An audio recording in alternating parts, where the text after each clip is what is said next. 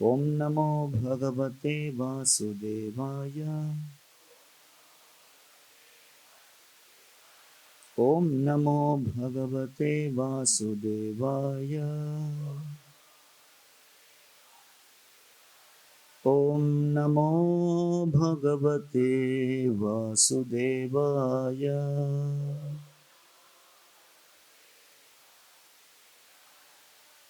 ओम अज्ञानतिमिरन्धस्य ज्ञानाञ्जनशलाकया चक्षुरुन्मिलितं येन तस्मै श्रीगुरवे नमः। नम ओं विष्णुपादाय कृष्णप्रेष्ठाय भूतले श्रीमते भक्तिवेदांत स्वामिन् इति नामिने। नमस्ते सरस्वती देवे गौरवाणी प्रचारिणे निर्विशेष शून्यवादी पाश्चात्य देश तारिणे। जय श्री कृष्ण चैतन्य प्रभु नित्यानंद श्री अद्वैत गदाधर श्रीवासदि गौर भक्त वृंद। हरे कृष्णा कृष्णा कृष्णा हरे हरे, हरे राम राम राम।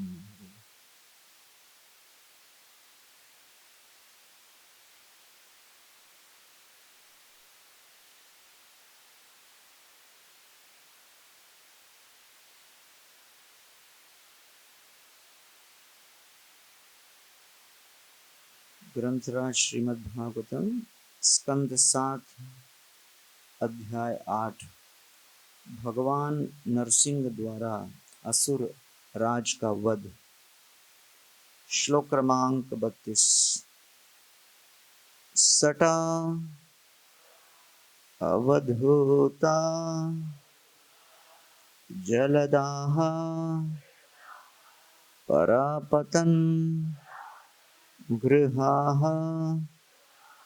च तत्दृष्टि विमुष्ट रोचिषः अम्भोधयः श्वासहताः विचुक्षुभुः निर्ह्रादभीताः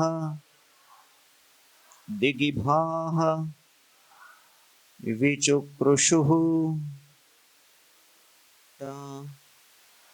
नरसिंह देव की जटा से अवधूता हिले हुए जलदाह बादल, परापतन बिखरे हुए, गृहाः चमकीले गृह, च तथा तत्दृष्टि पैनी दृष्टि से, विमुष्ट निकाल ली गई, रोचिषः जिसका तेज, अम्भोधयः समुद्रों का जल, श्वासहताः नरसिंह देव के श्वास से प्रताड़ित, विचुक्षुभुः क्षुब्ध हो उठा, निर्ह्राद भीता नरसिंह देव की गर्जना से भयभीत, दिगिभाः दिशाओं की रखवाली करने वाले सारे हाथी, विचुक्रुषु चिंगाड़ उठे। नरसिंह देव के सर के बालों से बादल हिलकर इधर उधर बिखर गए। उनकी जलती आंखों से आकाश के नक्षत्रों का तेज मंद पड़ गया और उनके श्वास से समुद्र उद्वेलित हो उठा। उनकी गर्जना से संसार के सारे हाथी भय से चिंगाड़ने लगे। तात्पर्य कृष्ण कृपा मूर्ति अभय चरणारविंद भक्ति वेदांत स्वामी शिल प्रभुपाद की। जैसा कि भगवान ने भगवत गीता में कहा है, यद्यत् विभूति मत सत्वम श्रीमत ऊर्जितम एवं तत्तत्तेवावगच्छत्वं मम तेजोंश संभवम्। तुम जान लो कि समस्त सुंदर गौरवशाली तथा शक्तिशाली सृष्टि मेरे तेज से एक स्फुलिंग से ही प्रकट होती है। आकाश में ग्रहों तथा नक्षत्रों का प्रकाश भगवान के तेज का आंशिक प्राकट्य है। विभिन्न जीवों में अनेक अद्भुत गुण पाए जाते हैं, किंतु जितनी भी अद्वितीय वस्तुएं पाई जाती हैं वे भगवान के तेजस की अंश मात्र है। समुद्रों की उत्ताल तरंगें तथा पूर्ण पुरुषोत्तम भगवान की सृष्टि के अनेक आश्चर्य उस समय नगण्य बन जाते हैं जब वे अपने विशेष रूप में इस जगत में अवतरित होते हैं। उनके साकार सर्व विजयी दिव्य गुणों की तुलना में सारी वस्तुएं तुच्छ हैं।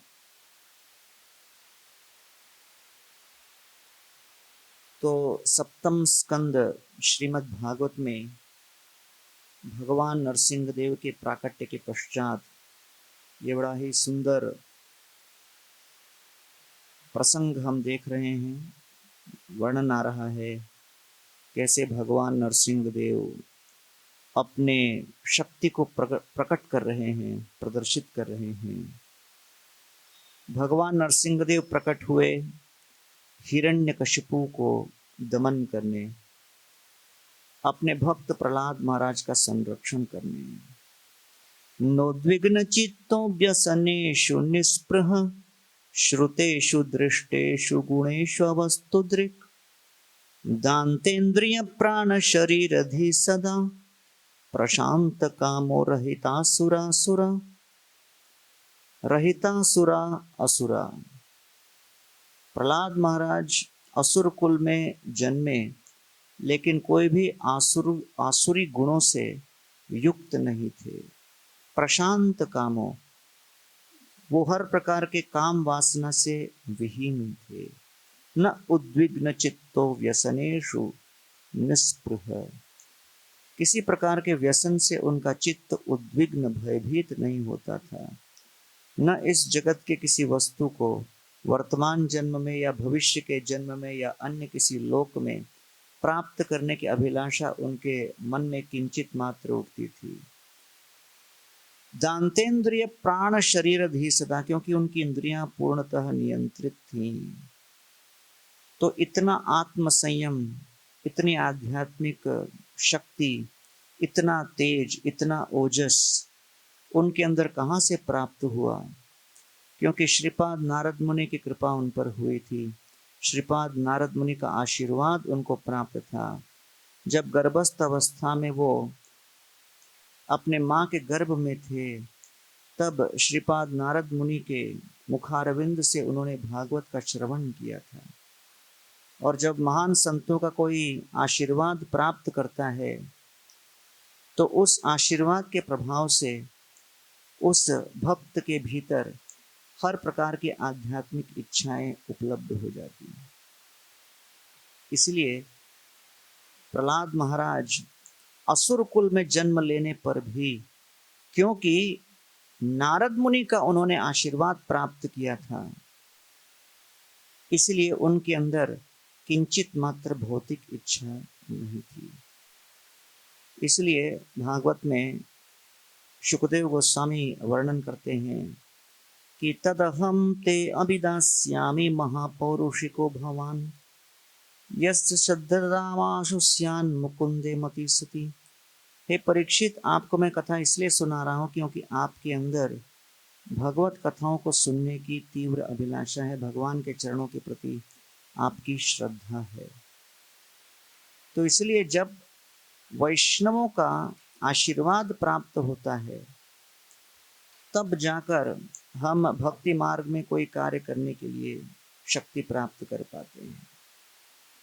कविराज गोस्वामी भी चैतन्य चरितामृत लिखते समय वर्णन करते हैं, आमी वृद्ध जरातुर लिखिते का पय कर मन किच्छु स्मरणे न होए, न देखिए नयने न सुनिए श्रवणे, तब लिखी ए बड़ा विस्मय।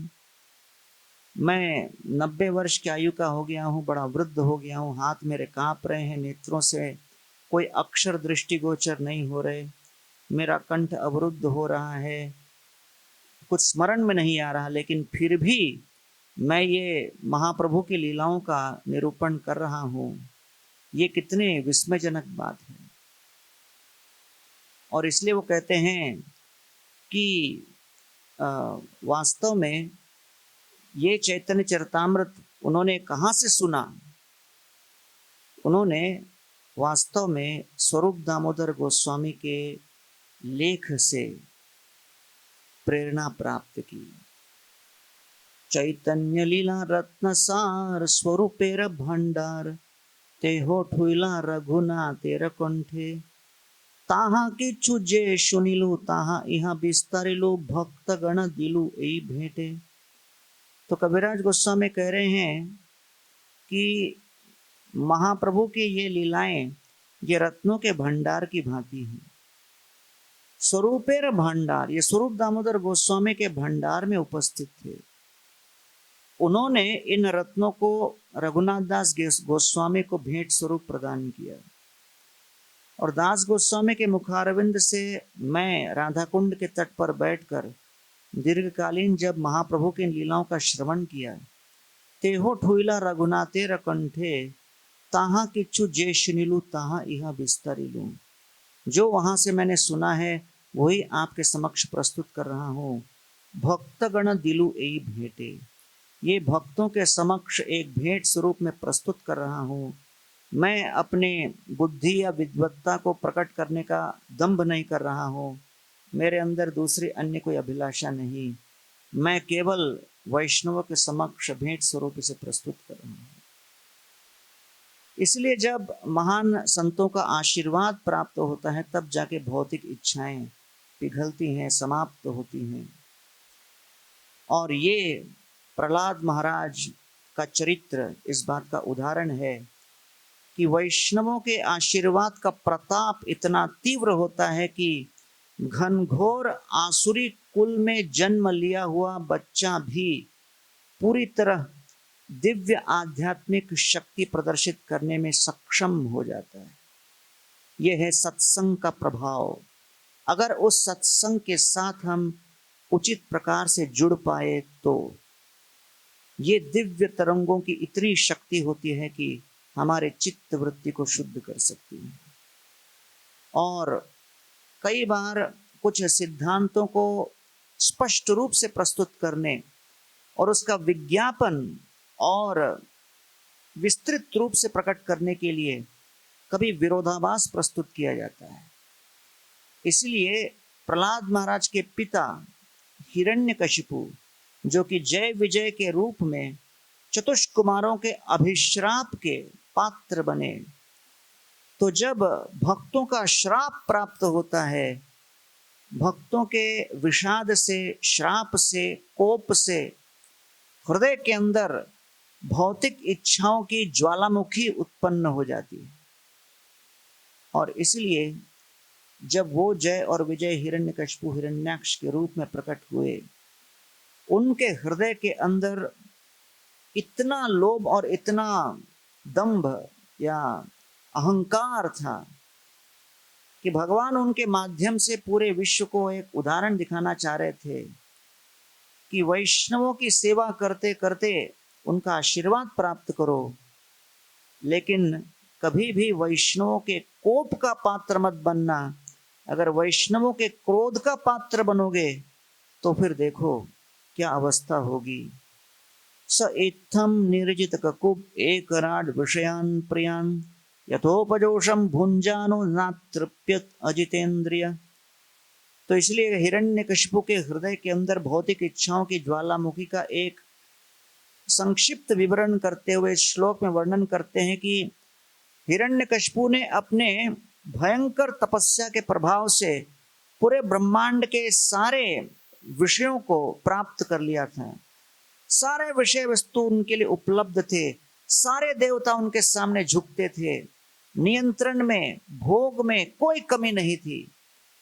लेकिन कोई व्यक्ति कल्पना करेगा कि किसी के पास इतना कुछ वस्तु हो भोग करने के लिए तो वो तृप्त हो जाएगा, लेकिन यथोपजोषम भुंजानो न अतृप्यत, इन सभी विषय भोगों को प्राप्त करके भी हिरण्यकशिपु के अंदर कोई तृप्ति नहीं थी। अजितेंद्रिय, उनकी इंद्रियां नियंत्रित नहीं थी। तो इसलिए हिरण्यकशिपु को लग रहा था कि मैं कितना श्रेष्ठ हूं, मैं कितना महान हूं। तो भगवान हिरण्यकशिपु के पात्र के माध्यम से अहंकार रूपी महावैरी का हमारे सामने प्रदर्शन कर रहे हैं, प्रस्तुतिकरण कर रहे हैं कि पूरे ब्रह्मांड में सबसे बड़ा शत्रु हमारा अहंकार है। और जब अहंकार एक महाभयंकर विषधर भुजंग की भांति फुफकार मारकर डंक मारता है हमारी चेतना को, तो व्यक्ति अपने निकटतम पुत्र जैसे संबंध को भी पूरी तरह भूलकर उसे भी मारने के लिए दौड़ता है। और इसलिए हिरण्यकशिपु अहंकार के मूर्तिमान प्रतीक हैं। और जब हिरण्यकशिपु ने प्रार्थना की, नांतर बहिर्दिवा नक्तम अन्यस्मात् अपि चायुधै न भूमौ नांतरे मृत्युर न नरे न मृगैरपि, हिरण्यकशिपु विभिन्न प्रकार से अभिलाषा कर रहा था कि कैसी मेरी मृत्यु न हो। तो भगवान प्रकट करना चाह रहे हैं कि ये अहंकार इतना खतरनाक वैरी है कि इस अहंकार रूपी शत्रु को न आसमान में समाप्त कर सकते हैं न धरती पर। अहंकार को घर के बाहर समाप्त नहीं किया जा सकता, न घर के अंदर। अहंकार को किसी प्रकार के अस्त्र शस्त्र से समाप्त नहीं किया जा सकता। अहंकार को 84 लाख योनियों में उत्पन्न कोई भी प्राणी समाप्त नहीं कर सकता। ये अहंकार इतना खतरनाक वैरी है कि हर प्रकार से दिन रात हमें परेशान करता रहेगा। ब्रह्मांड के किसी कोने में भी भागते चले जाओ, ये अहंकार हमें छोड़ेगा नहीं। इसलिए इस अहंकार को समाप्त करने के लिए भगवान स्वयं प्रकट होते हैं और स्वयं प्रकट होकर ये अहंकार को दमन कर पाते हैं। तो हिरण्यकशिपु जो कि अहंकार के प्रतीक थे, उनको नरसिंहदेव ने स्वयं समाप्त किया। सत्यम विधातुम निज भृत्यमाशितम व्याप्तिम च भूतेषु अखिलेषु चात्मन अदृश्यता अति अद्भुत रूपम उद्वहन स्तंभे सभायाम न मृगम न मानुषम, ऐसे अदृश्य जो कभी पूर्व दर्शन नहीं दिया था, ऐसे रूप में आकर भगवान नरसिंहदेव ने हिरण्यकशिपु का इस प्रकार हनन किया। तब प्रश्न उठता है कि हमारे हृदय के भीतर जो अहंकार है उसका दमन कैसे हो। तो इसलिए भक्तिविनोद ठाकुर कहते हैं कि हमारे हृदय के अंदर उस अहंकार को दमन करने के लिए हमें औषधि की आवश्यकता है, दवा की आवश्यकता है। और वो औषधि क्या है? वो है वैष्णवों की कृपा की बिंदु। गुरुदेव कृपा बिंदु दिया कोरो ए दासे तृणापेख अतिहीना। जब हम वैष्णवों की सेवा करें, गुरु के समान उन वैष्णवों के आदेश को मस्तक पर धारण कर विनम्रता पूर्वक उन्हें संतुष्ट करने का प्रयत्न करें, तो उनके प्रसन्नता से, उनके आशीर्वाद से शनै शनै हृदय के अंदर अहंकार दमन होता है और दूसरों के प्रति सम्मान करने की शक्ति उत्पन्न होती है। तो इसलिए यहाँ इस भजन में ठाकुर भक्तिविनोद कहते हैं कि सकले सम्मान कोरिते शक्ति, दूसरों को उचित प्रकार से यथा योग्य शिष्टाचार के अनुसार, सामाजिक उनके स्तर के अनुसार सम्मान करना एक शक्ति है, और वो शक्ति भगवान अपनी कृपा से हमें प्रदान करते हैं। और इसलिए यहाँ पर ठाकुर भक्तिविनोद कहते हैं कि जब हम इस प्रकार वैष्णव सेवा में लगे रहें, तब वैष्णवों की कृपा और आशीर्वाद से हम अपने अहंकार को नष्ट करके, सेवा भाव उत्पन्न करके दूसरों को सम्मानित कर पाते हैं। तो इसलिए नरसिंहदेव भगवान प्रकट होकर हिरण्यकशिपु और प्रहलाद महाराज दोनों के चरित्र के माध्यम से हमें ये शिक्षा दे रहे हैं कि निरंतर हम वैष्णवों की कृपा और आशीर्वाद प्राप्त करने का प्रयत्न करें और कभी भी वैष्णवों को असंतुष्ट न करें, अप्रसन्न न करें, उनके प्रति अपराध न करें, उनके कोप का हम पात्र न बने, अन्यथा हृदय के अंदर किस प्रकार भौतिक इच्छाएं उत्पन्न हो सकती हैं। श्रील प्रभुपाद जब अमेरिका में गए तो प्रारंभ के दिनों में उन्होंने केवल श्रीमद् भागवत का एक स्कंद लेके गए थे, उसके 3 भाग थे। तो उस समय प्रभुपाद जी अपने हाथ से ही सब लिखकर ट्रांसलेट कर रहे थे और धीमे धीमे वो अपना टाइपराइटर से टाइप करते थे। तो हयग्रीव प्रभु उनके पास आए और उन्होंने कहा कि श्रील प्रभुपाद, उस समय तो वो प्रभुपाद नहीं कह रहे थे, स्वामी जी मैं बहुत फास्ट टाइपिंग करता हूं, अगर चाहो तो मैं कुछ सेवा कर सकता हूं। तो प्रभुपाद ने कहा ठीक है, ये सारे जो मैन्युस्क्रिप्ट्स अभी मैं टाइप कर रहा हूं इनको आप टाइप करके ले आओ। तो प्रभुपाद जी को काफी दिन लगते थे उसे टाइप करने। हयग्रीव प्रभु लेके गए और एक ही दिन में उसको टाइप करके लेके आ गए। प्रभुपाद बहुत प्रसन्न है, बोले अरे बड़ा फास्ट आपने कर दिया। तो हयग्रीव प्रभु ने कहा प्रभुपाद जी और भी अगर मैन्युस्क्रिप्ट्स हो तो बताइए, हम करेंगे। तो प्रभुपाद उसको कमरे के अंदर लेके गए और एक बक्सा खोला और वो बक्सा खोल के दिखाया, अंदर इतने सारे मैन्युस्क्रिप्ट्स पड़े हुए थे जो प्रभुपाद जी ने अपने हाथ से लिख के रखे थे, पूरा भरा हुआ था वो। उसको देखकर हयग्रीव प्रभु थोड़ा घबरा गए और देखकर बोले Prabhupada, Swami ji this is a life time of typing, ये तो पूरा जीवन भर का टाइपिंग है। प्रभुपाद ने कहा नो, सेवरल लाइफ टाइम्स, कई कई जन्म लगेंगे। लेकिन फिर उन्होंने प्रभुपाद से वो मैन्युस्क्रिप्ट्स लिए और सेवा करना आरंभ किया। तो प्रभुपाद जी ने कई बार इस बात को स्पष्ट किया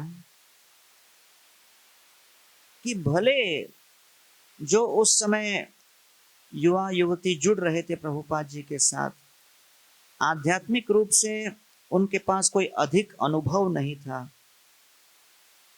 वो उस समय कृष्ण भक्ति से 1-2 वर्ष के लिए ही जुड़े हुए थे, लेकिन उनकी सबसे बड़ी योग्यता थी कि वो श्रील प्रभुपाद की इच्छा अनुसार कार्य करने के लिए तैयार थे, तत्पर थे।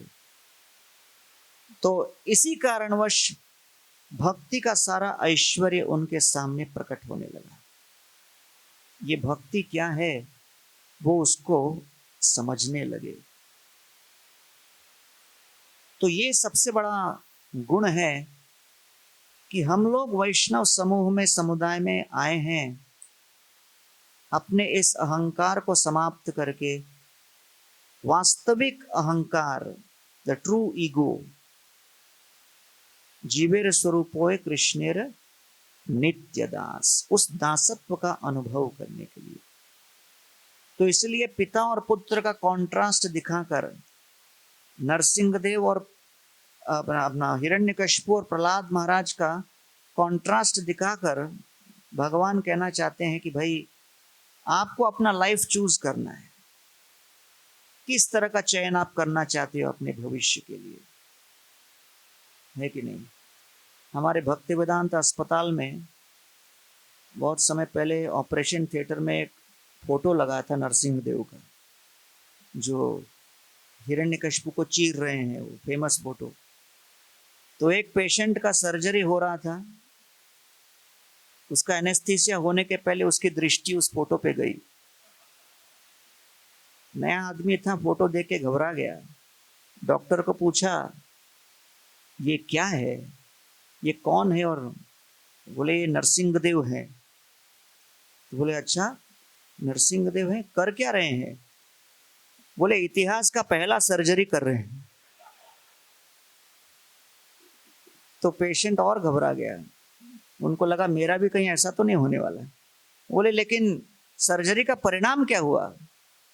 तो डॉक्टर ने कहा operation was successful, patient was delivered.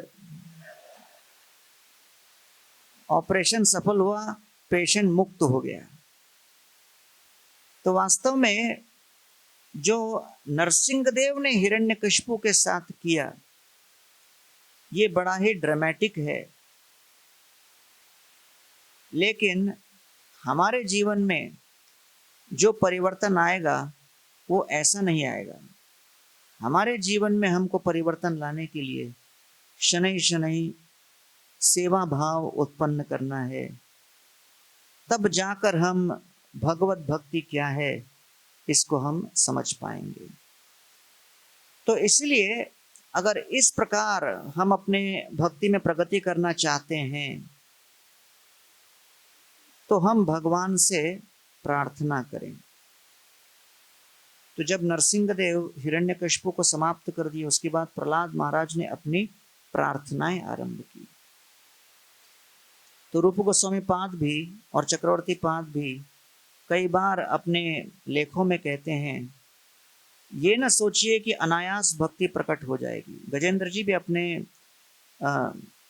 जो प्रार्थनाओं में कहते हैं जिजी विषय ना हम इहा मुया किम अंतर बहि चावृते भयोन्या पश्यामि कालेन यस्य विप्लवो। अपने आप कुछ होने नहीं वाला, हमें प्रयास करना है। जब तक प्रयास नहीं करेंगे सकारात्मक रूप से उचित दिशा में, अपने आप कुछ नहीं होने वाला। तो तीव्रेण भक्ति योगेन। तो इसलिए अब इस्कॉन आंदोलन में विश्व भर से लोग जुड़ गए हैं, भारत में लाखों की संख्या में लोग जुड़ गए हैं। हम भक्ति के इस सत्संग में जुड़ गए हैं।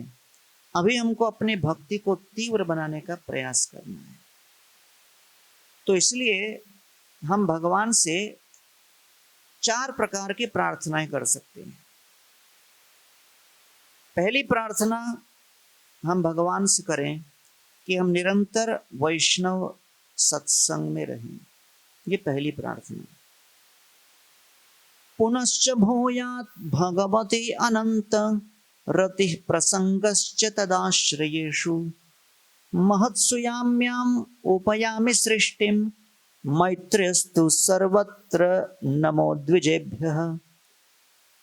चक्रवर्ती सम्राट परीक्षित महाराज जो कि माँ के गर्भ में भगवान श्री कृष्ण का दर्शन कर चुके थे, अश्वत्थामा के भेजे गए ब्रह्मास्त्र से भगवान श्री कृष्ण ने स्वयं उन्हें बचाया था, संरक्षित किया था। तस्मात् नाम न विष्णुराट इति लोके भविष्यति न संदेहो महाभाग महाभागवतो महान। जिनको महाभागवत के रूप में विष्णुराट कहा गया है, उन परीक्षित को यौवन संपन्न अवस्था में बिना उनकी अपेक्षा के अचानक अभिश्राप प्राप्त हो गया। 7 दिन 7 रात में उनकी योजनाएं भंग हो गईं, उनके सारे स्वप्न चूर हो गए। और ऐसा व्यक्ति अपने आते हुए दुर्भाग्य का उदय देखकर बड़ा ही उदास हो जाता है। लेकिन महाराज परीक्षित वो हारने वालों में से नहीं थे। वो बैठकर भगवान का दर्शन करने के लिए तैयार थे। वो जानते थे कि भगवान श्री कृष्ण की इच्छा एक ऐसी वेगवती सरिता है जिसके सामने महान संतों को केवल डुबकी लगाकर आश्रय लेना है। और इसलिए वो वहां बैठकर कथा सुनने के लिए तैयार हो गए। उनके सामने हजारों की संख्या में ऋषि मुनिगण विश्व भर से, ब्रह्मांड भर से आ गए। उनके सामने वो प्रस्तुत करते हैं अपने प्रार्थनाएं और कहते हैं तमोपयंतम प्रतियंतु विप्र गंगा च देवी धृतनीशे। मैं यहाँ गंगा देवी को साक्षी मानकर आपसे यही प्रार्थना करता हूँ। द्विजोपसृष्ट कुहकस्तक्षको वा दशत्वलम गायत विष्णु गाथा। सामान्य व्यक्ति का भय होता है कि शरीर का नाश हो जाए। He is afraid of destruction of the body. लेकिन परीक्षित कहते हैं वैष्णव गणों का भय डिस्ट्रक्शन ऑफ द बॉडी नहीं, लेकिन डिस्ट्रैक्शन ऑफ द माइंड होता है। कि कैसे हमारा मन विचलित न हो जाए। क्षण भर के लिए मन विचलित हो गया तो हम भगवान के साथ अपने संबंध से स्खलित हो सकते हैं। इसीलिए प्रभु, मैं आपसे यही प्रार्थना करता हूं कि वो तक्षक आके मुझे डस डाले, उसके बड़े तीव्र विकराल विष से मेरा संपूर्ण पंच महाभूत का बना हुआ देह भस्मीभूत हो जाए। इसके विषय में मुझे कुछ इच्छा व्यक्त नहीं करनी है, लेकिन मेरी यही इच्छा है कि उस समय मेरा ध्यान, मेरा मन निरंतर आपके चरण कमलों में लगा रहे। और यदा कदाचित अगर मेरा ध्यान भंग हो गया, मृत्यु के समय अगर मेरा ध्यान भंग हो गया, तो फिर मुझे पुनर्जन्म लेना पड़ेगा। अगर पुनर्जन्म लूं तो मैं आपसे ये 3 प्रार्थनाएं करता हूं। पुनश्च भूयात भगवती अनंत रति। सर्वप्रथम आपके चरणों के प्रति मेरी अनंत रति हो। May I have unlimited attraction to your lotus feet. प्रसंगश्च तदाश्रेषु। दूसरा, ऐसी रति तभी उत्पन्न हो सकती है जब मैं आपके वैष्णव सत्संग में रहूं। प्रसंगश्च तदाश्रेषु। तीसरा, महत्सुयाम्याम उपयामि सृष्टिम। और मैं अपने वैष्णव सत्संग से प्राप्त इस आशीर्वाद, इस आध्यात्मिक दिव्य ओजस और शक्ति को लेकर जन सामान्य में करुणा के रूप में उन्हें कृष्ण भक्ति का दान दूं। मैत्रस्तु सर्वत्र नमो द्विजेभ्यः। इस प्रकार वो प्रार्थना करते हैं, हे प्रभु, निरंतर वैष्णव सत्संग में मुझे रहकर वैष्णवों की सेवा करते हुए उनको संतुष्ट करके उनके आशीर्वाद से प्राप्त जो शक्ति है उससे मैं दूसरों में इस कृपा को वितरित कर पाऊं। तो इसलिए हम लोग हर प्रतिदिन प्रार्थना करते हैं, हरिनाम और सत्संग में रहकर हरिनाम लेते हुए कि हम निरंतर इस सत्संग में किस प्रकार सेवा में जुड़े रहें। तो ये बड़ा ही महत्वपूर्ण प्रसंग है। उसी प्रकार सुदामा जी भी प्रार्थना करते हैं भगवान से। देखिए, प्रचुर मात्रा में ऐश्वर्य उनको प्राप्त हो गया, लेकिन इतना ऐश्वर्य प्राप्त होने के बाद भी सुदामा जी के मन में कोई मोह नहीं, कोई लोभ नहीं। उनकी नेत्र उस ऐश्वर्य को देखकर चकाचौंध होकर वो भगवान को भूल नहीं गए। वो भगवान से ही प्रार्थना करते हैं, तस्यैव मेघस्य तस्यैव मे सौहृद सख्य मैत्री दास्यं पुनर्जन्मनि जन्मनि स्यात् महानुभावेन गुणालयेन विसज्जतस्तत् पुरुष प्रसंग। मुझे कृपा करके आपके वैष्णव सत्संग में वैष्णवों को ही अपना मैं मित्र मानो, संरक्षक मानो, सुहृद मानो, उनके प्रति मैत्री भाव बना रहे। दास्यम पुनर्जन्मनि जन्मनि स्यात्। जन्म जन्मांतर के लिए मैं उन वैष्णव भक्तों का ही दास बना रहूं। महानुभावेन गुणालयेन। ऐसे वैष्णव जो कि गुणों के खान हो। विसज्जतस्तत् पुरुष प्रसंग। तो इस प्रकार इस वैष्णव सत्संग का मैं अभिलाषी हूं। आमनिस्तारिते तोमार इह आगमन परम दयालु तुमी पतित पावन। महाप्रभु को देखकर रामानंद राय कहते हैं, आप एक महान सन्यासी के रूप में यहाँ प्रकट हुए हैं पतितों का पावन करने। पतितों का अर्थ क्या है?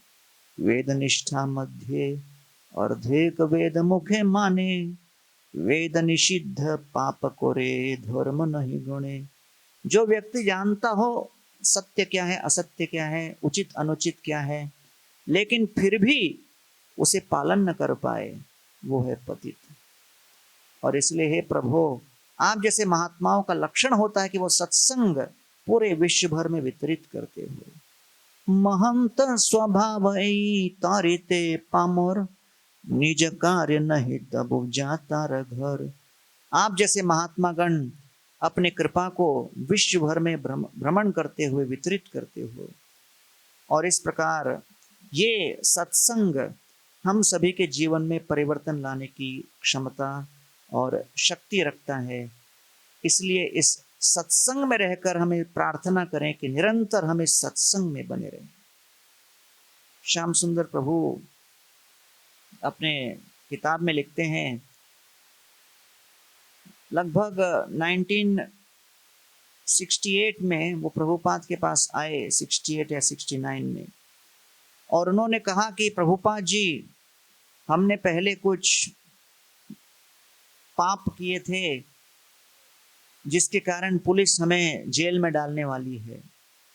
अब श्याम सुंदर प्रभु को बड़ा डर लग रहा था कि प्रभुपाद जी उनको बहिष्कार कर देंगे, रिजेक्ट कर देंगे, डांटेंगे, फटकारेंगे। तो बड़ा डर डर के प्रभुपाद को बोले कि प्रभुपाद जी, अब मुझे जेल जाना होगा। प्रभुपाद ने तुरंत कहा, no problem, Krishna was also born in jail. Krishna का भी जन्म जेल में हुआ। तो ये सुनकर उनको थोड़ा सुकून मिला कि चलो भाई, रिजेक्ट नहीं किया। फिर प्रभुपाद ने कहा, why you are going to jail, jail क्यों भेज रहे हैं आपको? तो श्याम सुंदर प्रभु ने कहा, Prabhupada ji, I was dealing with drugs, मैं कुछ ड्रग्स के साथ व्यापार कर रहा था, ड्रग्स का व्यापार कर रहा था।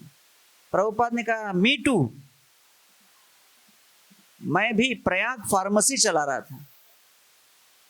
तो प्रभुपाद जी ने वो बात को बिल्कुल हल्का कर दिया।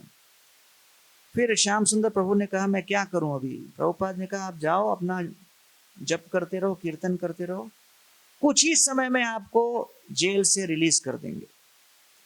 तो वास्तव में उनको सजा हुई थी 3 साल की, 69 से 72 तक वो अंदर रहते थे। लेकिन वो अंदर जाने के बाद 2-3 महीने के अंदर जेल के वार्डन आए और उन्होंने कहा, आपको हम रिहा कर रहे हैं। तो उन्होंने कहा, अरे क्यों रिहा कर रहे हो? तो वार्डन ने कहा, मुझे पता नहीं, ऊपर से ऑर्डर आया है। तो श्याम सुंदर प्रभु ने सोचा, अरे ऊपर से मतलब ऊपर से ही ऑर्डर आया है। अब सोचिए, 69 to 72 वो अंदर रहते तो बीटल्स को कौन प्रीच करता,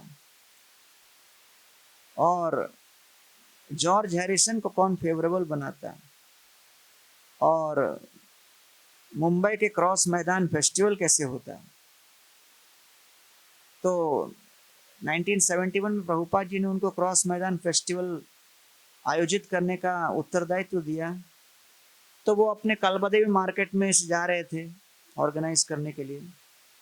एक लाइफ मेंबर या एक किसी जो वेल विशर ने कार दी थी, वो कार चलाते हुए जा रहे थे। अब पहली बार भारत में कार चला रहे थे। अब दुनिया के किसी कोने में चला लो, लेकिन भारत के लिए तो अलग ही लाइसेंस लगता है। तो वो चला रहे थे, अचानक सामने से कोई व्यक्ति सामने प्रकट हो गया और कार उसको ठोकर मार दी और वो नीचे गिर गया, और पूरा भीड़ इकट्ठा हो गया कार के चारों तरफ। वो व्यक्ति उठ गया, उसको इतना लगा नहीं, लेकिन चोट लगी थी थोड़ा हल्का सा। तो चारों तरफ भीड़ को देखकर श्याम सुंदर प्रभु घबरा गए, माला लेके जप करने लगे। सोचे कि अभी मुझे यहीं गाड़ देंगे। तो फिर उन्होंने बहुत सुना था कि भारत में कार में कुछ हो जाए रास्ते में तो वहीं पर सब जला वला देते हैं। तो पब्लिक अंदर देखा, और अंदर देखने के बाद वो जो सामने व्यक्ति गिरा था उसको पीटने लगे वो लोग। तो श्याम सुंदर प्रभु और घबरा गए, कुछ समझ नहीं पा रहे थे, पहली बार इंडिया आए थे। उनको लगा गलती तो मैंने की, उसकी पिटाई क्यों हो रही है। तो सोचने लगे शायद भारत में वहां से स्टार्ट करते हैं, उसके बाद हमारे पास आएंगे। तो फिर और घबरा गए कि और क्या होगा, जब उसी की इतनी पिटाई हो रही है तो मेरा क्या होगा। तब कुछ समय के बाद फिर पब्लिक हट गया और उनको बोले निकालो गाड़ी आगे। तो ये तो बहुत ज्यादा हो गया उनके लिए। तो उनसे हुआ नहीं, तो कौतूहल से पूछ लिया एक व्यक्ति को, भाई गलती तो मैंने की थी, उसको क्यों मारा बेचारा? तो उन्होंने कहा, देखो आप कृष्ण के भक्त हो, तिलक लगाए हो, धोती कुर्ता पहन के घूम रहे हो, उसकी हिम्मत कैसे हुई कृष्ण के भक्त को डिस्टर्ब करने की?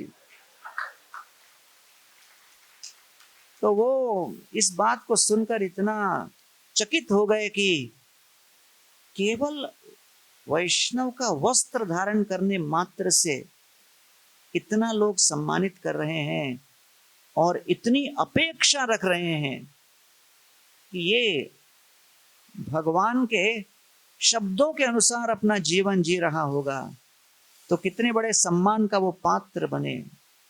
तो ये उनके मन पर बड़ा प्रभाव कर गया।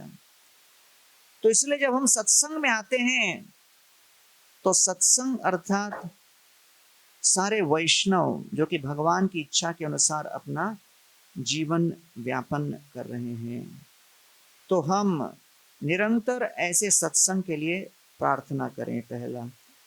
दूसरी प्रार्थना हमारी होनी चाहिए कि हम भगवान से जो हरिनाम हम ले रहे हों, जो कथा हम सुन रहे हैं और जो हम भगवत भक्ति कर रहे हैं, उसमें स्वाद के लिए हम उनसे प्रार्थना करें। We should pray for taste in chanting of the holy name and for the practice of bhakti. नाम नाम अकारि बहुधा निज सर्व शक्ति तत्रार्पिता नियमिता स्मरणे न काला एतादृश तव कृपा भगवन् दुर्दैवम ईदृशम इहा जनिना न अनुराग। तो महाप्रभु एक सामान्य साधक भक्त का आडंबर रचाते हुए कह रहे हैं, अरे मेरे अंदर कोई टेस्ट नहीं, प्रभु आप मुझे ये टेस्ट दीजिए। तो इसलिए यहाँ पर इस बात को व्यक्त करना आवश्यक है भगवान के सामने, क्योंकि हम केवल अपनी शक्ति का प्रदर्शन करके हम भगवत भक्ति में टेस्ट उत्पन्न नहीं कर सकते। इसलिए तत्र कीर्तयतोर विप्रे विप्रशोर भूरि तेजसा अहम च अध्यगमम तत्र निविष्टस्तत् अनुग्रह सोहम वह श्रावयिष्यामि यथारीतं यथामति। तो हम भगवान से प्रार्थना करें कि प्रभु आप हमें अपने चरणों के प्रति इस नाम संकीर्तन में, इस कथा श्रवण में आस्वादन दें। एक व्यक्ति मेरे से बहस कर रहा था, आप लोग इस्कॉन वाले कोई भी नए व्यक्ति के पीछे लग जाते हो, 16 माला करो, 16 माला करो, 16 माला करो। गीता के कौन से श्लोक में कहा है 16 माला करो? मैंने कहा गीता में कहते हैं सततम कीर्तयन्तो माम, 24 घंटा करो। प्रभुपाद ने सोचा कि तुमसे तो होगा नहीं, इसलिए कह दिया 16 माला करो। वो कहते प्रभुपाद की जय। अब मैं समझ गया कि 16 माला क्यों कहा है। तो इसलिए वास्तव में जो प्रतिदिन का जो नियम है कहीं पर गीता में नहीं आता, ये बात स्पष्ट है, क्योंकि अर्जुन तो इतने उच्च स्तर पर थे कि निरंतर कृष्ण के ही स्मरण में थे। कहीं पर कुरुक्षेत्र की युद्ध भूमि में कृष्ण ने अर्जुन को पूछा नहीं, अर्जुन माला हो गया क्या? न अर्जुन ने कभी कृष्ण को कहा प्रभु रथ को उस पेड़ के नीचे ले जाओ, 4 माला बाकी है, उसको समाप्त करके युद्ध करेंगे हम। वो दिन रात भगवान के स्मरण में आवेश में थे। तो हम जो साधना में लगे हैं, तो हम लोगों के लिए ये भगवान से प्रार्थना करना है। तो इसलिए महाप्रभु जब दक्षिण भारत जा रहे थे, तब नित्यानंद प्रभु उनसे विशेष निवेदन किए कि अपने साथ कोई तो अनुचर लेके चलो। तुम्हार दो हस्त बद्ध नाम गणने जल पात्र बहिर्वास वही बेके मने। आप अपने एक हाथ से नाम लेते रहोगे, दूसरे हाथ से उसकी गणना करते रहोगे, तो महाप्रभु के दोनों हाथ निरंतर कीर्तन करते हुए बिजी रहते थे। तो एक हाथ से नाम जपते थे और दूसरे हाथ से कितना माला हो गया उसकी गणना करते थे। तो प्रभुपाद तात्पर्य में लिखते हैं, ये प्रमाण है कि महाप्रभु भी गिनती कर रहे थे, हिसाब रख रहे थे।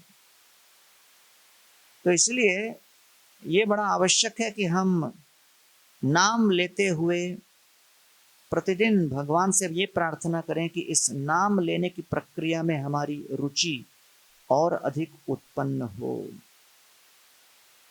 परीक्षित महाराज जब श्रवण कर रहे थे श्रीमद् भागवत, नैषाति दुस्सह क्षुन्मान त्यक्तोदम अपि बाधते पिबंतम त्वन्मुखाम भोजम च्युतम हरिकथामृतम।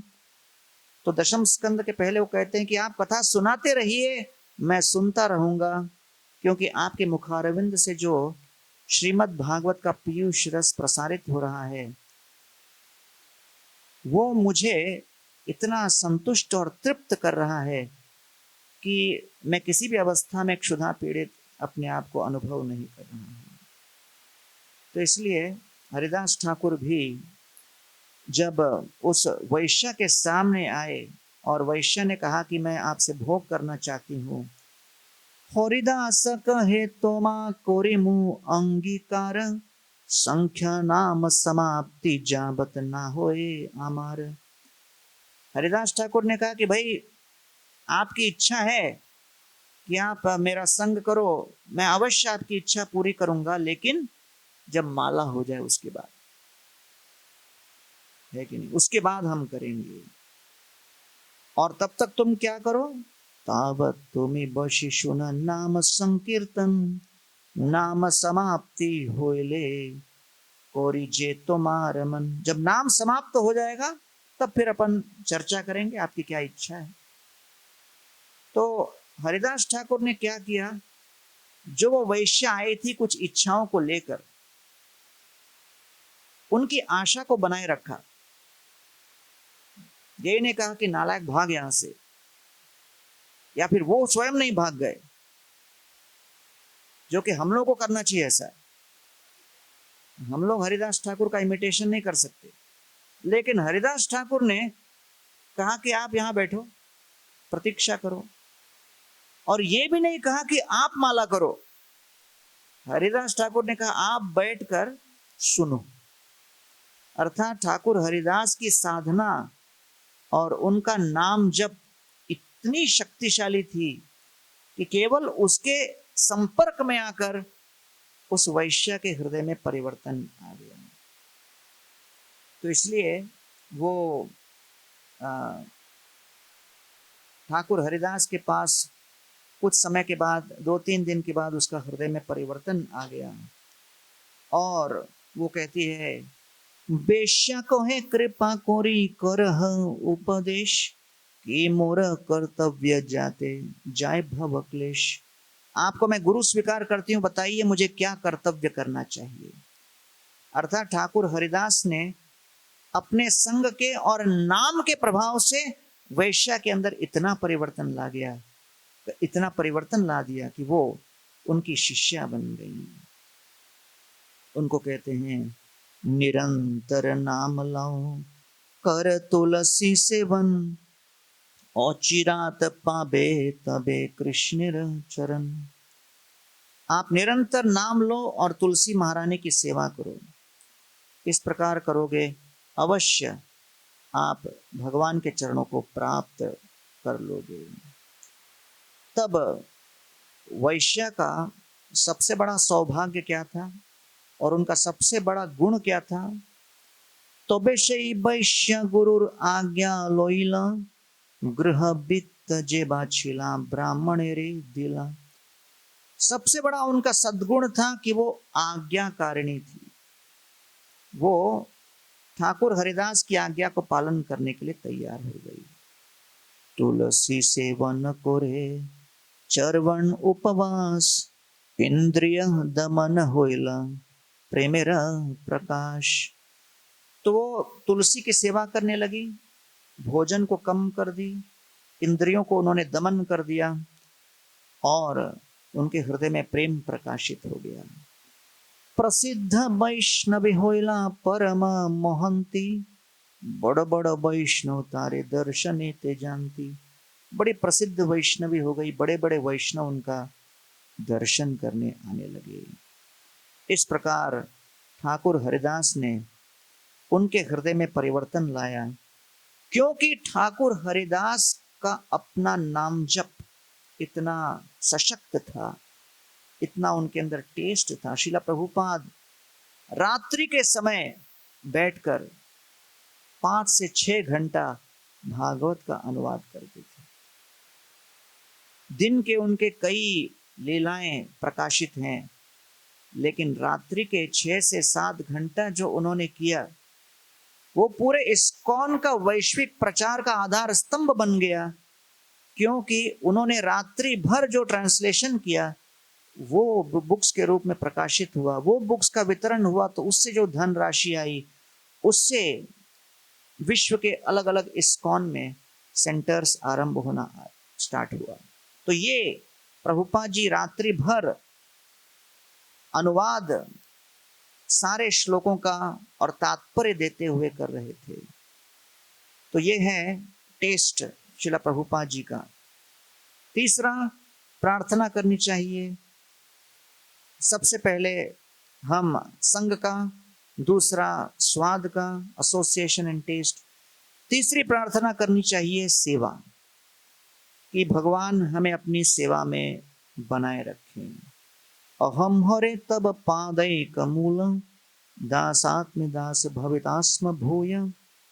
तो अपने वृत्रासुर जी कहते हैं, दासानो दासो भवितास्म भूय, मुझे अपने दासों का दास बनाए रखें। इस प्रकार हमें सेवा की प्रार्थना करनी चाहिए। और चौथा, हमें प्रार्थना करनी चाहिए कि हमारी इच्छा शुद्ध हो, इंटेंशन और प्यूरिटी, जैसे प्रभुपाद कहते थे, purity is the force. We should pray for a pure intention. हमारी शुद्ध अभिलाषा के लिए प्रार्थना करनी चाहिए। ब्रह्मा जी अपने जो ब्रह्म विमोहन लीला वाले प्रसंग में आता है, चंद्रिका विशदा स्मेरई स अरुण अपांग वीक्षित स्वकार्थानाम इवर्ज सत्वानाम सृष्टि पालक। भगवान का हम दर्शन करें, जब राधा श्याम सुंदर के सामने आए तो 2 प्रभाव पड़ते हैं, भगवान के जो चितवन और भगवान की मुस्कान। तो भगवान जब दृष्टिपात करते हैं भक्तों के ऊपर, तो भक्तों के ऊपर भगवान के दृष्टिपात से भक्तों के हृदय में उनकी सेवा करने की अभिलाषा जागृत होती है। और फिर जब सेवा करने लगते हैं, तब सेवा करते करते कई संघर्ष बाधाएं भी आती हैं। आप में से कितने लोगों ने अनुभव किया है कि सेवा करते करते कुछ कुछ चैलेंजेस आते हैं, कभी कभी बाधाएं आती हैं, समस्याएं आती हैं। तो उन समस्याओं को देखकर कभी कभी लगता है कि हम वैष्णव सत्संग में बहुत जल्दी क्यों आ गए, ये क्या हमने सही निर्णय लिया क्या? मन इस प्रकार के विचार उत्पन्न कराता है। लेकिन फिर ब्रह्मा जी कहते हैं, उस समय भगवान की मुस्कान को देखो। तो भगवान के मुस्कान से भगवान हमें आश्वासन दे रहे हैं, निश्चिंत रहो, आप सेवा करते रहो, मैं आपको सहन करने की शक्ति दूंगा, कुछ समय के पश्चात ये समस्या समाप्त हो जाएगी और अंत में सेवा आपको भगवान के चरणों तक पहुंचा देगी।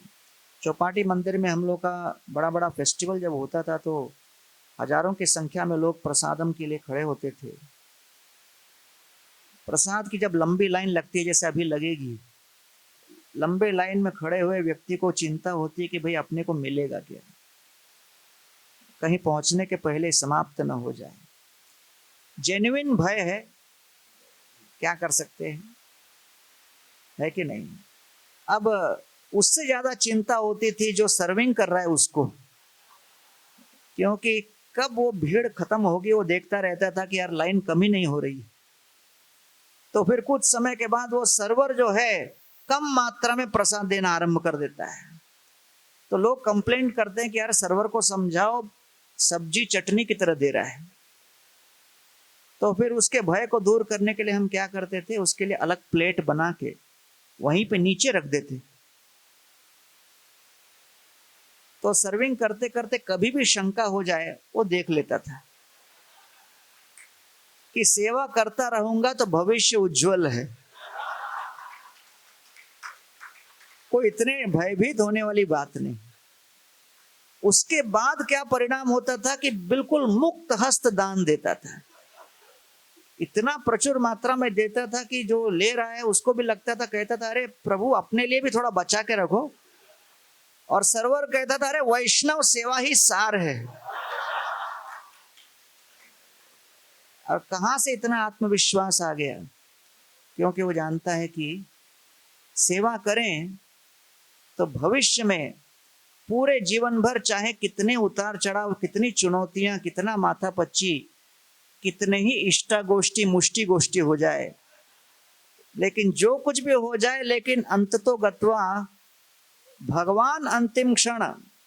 क्योंकि श्रीधर महाराज कहते हैं, जो भगवान कहते अंतकाले च माम एव, वो उन लोगों के लिए है जो पूरी तरह हरिनाम संकीर्तन आंदोलन में लगे नहीं महाप्रभु के, लेकिन जो महाप्रभु के संकीर्तन आंदोलन में अपना जीवन पर्यंत भक्ति कर रहा है, अंतिम समय महाप्रभु स्वयं उनको आके भगवत धाम लेके जाएंगे।